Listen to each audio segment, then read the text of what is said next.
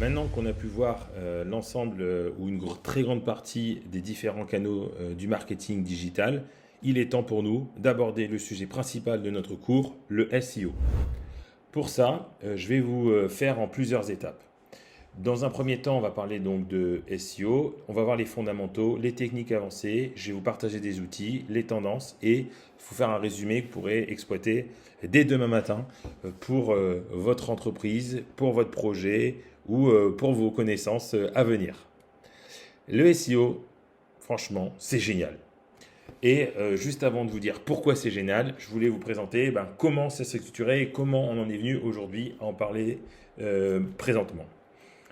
La première des choses, c'est que c'est une technique qui vise à améliorer le positionnement de votre site internet sur les moteurs de recherche et notamment Google, puisque vous allez voir sa part de marché à plus de 90%. Donc concentrez-vous d'abord sur Google, puis sur les autres moteurs de recherche. C'est un avis personnel.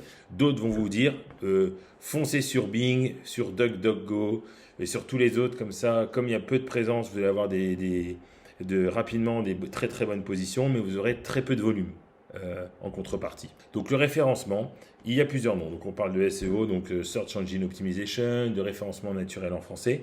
De plus en plus, on parle de Search Experience Optimization, et on parle aussi de RefNat, qui veut dire donc référencement naturel.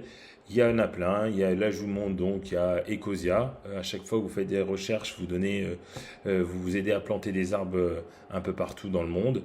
Vous avez DuckDuckGo, vous avez aussi Bing. Attention Bing, avec l'avènement depuis décembre 2022 de ChatGPT et son intégration dans Bing en février 2023.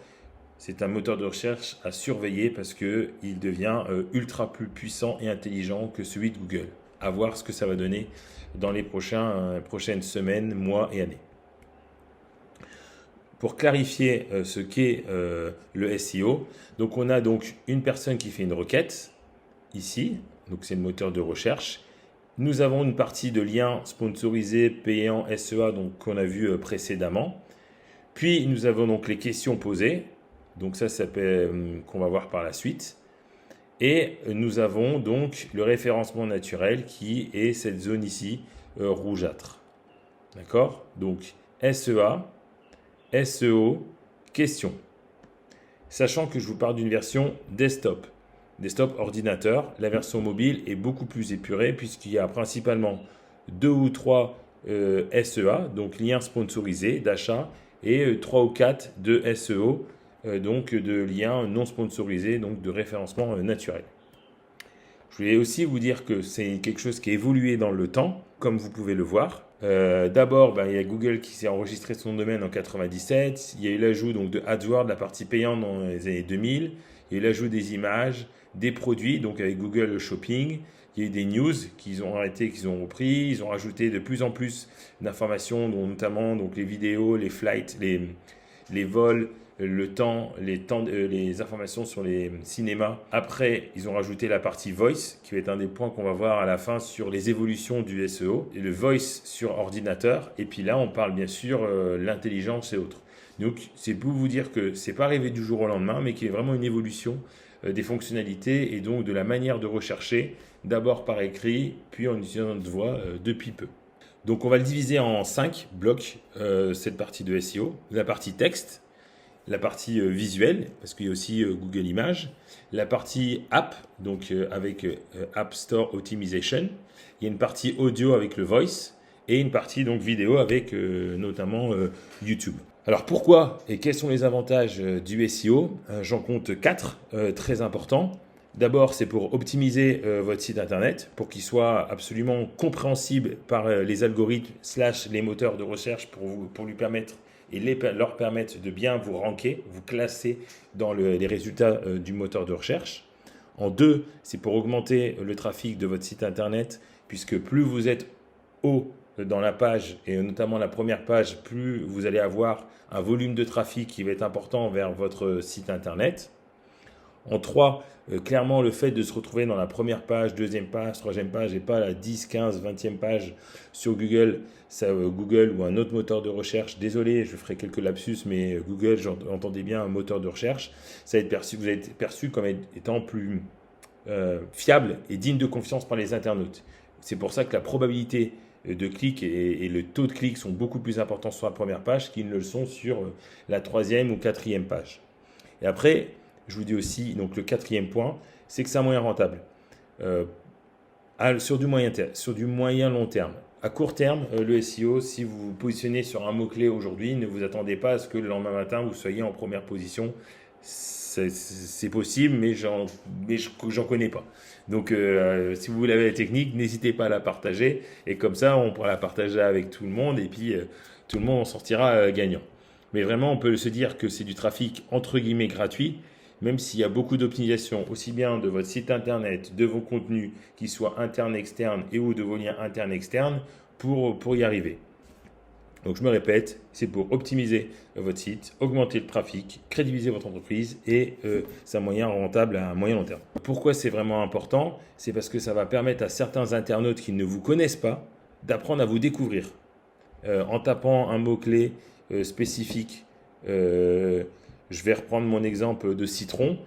La probabilité qu'ils ou elles achètent un citron sur un site qui est en première page est très forte. Ou Wikipédia citron, donc ils apprennent des choses sur le citron. Si vous êtes en première page, les internautes ont tendance à plus cliquer, tout simplement. Donc ils vont découvrir votre site via une requête. Donc la requête, c'est le champ qui est souvent au milieu de la page où où les internautes vont pouvoir chercher ce qu'ils recherchent. Et donc ça va donner évidemment de la confiance, notamment aux ceux qui découvrent votre site internet ou votre projet, en se disant ce projet est sur la première page d'un moteur de recherche, donc c'est digne de confiance pour la suite de mes opérations. Aussi, ça c'est un point assez intéressant, notamment en B2B, ça va permettre au fait de générer des leads ou des nouveaux clients. Quand on parle de génération de leads, on parle principalement de récupérer nom, prénom, au moins email, voire potentiellement entreprise. Pour cela, vous pouvez l'intégrer dans votre Customer Relationship Management et donc après lui envoyer des informations par email, par SMS ou éventuellement téléphoner.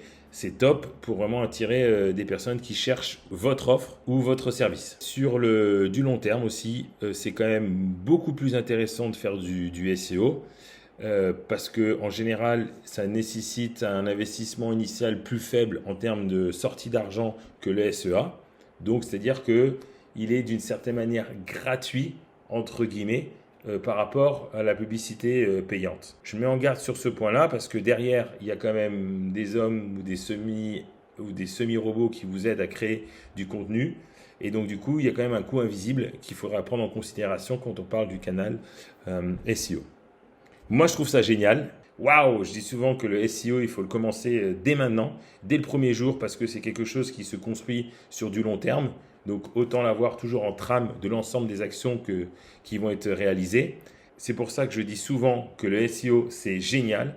C'est un élément crucial des stratégies de marketing en ligne parce qu'il va vous permettre d'augmenter votre trafic, de générer des nouveaux leads, des nouvelles ventes et de trouver des nouveaux clients.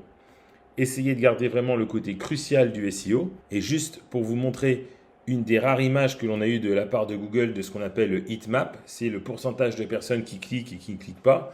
On voit bien que les clics sont majoritairement sur la partie haute de la page, ce qu'on appelle au-dessus de la ligne de flottaison. Donc vraiment la partie du haut. Je vous remercie beaucoup. Là, c'était vraiment une petite introduction au SEO. Maintenant, on va parler des fondamentaux. Allez, c'est parti!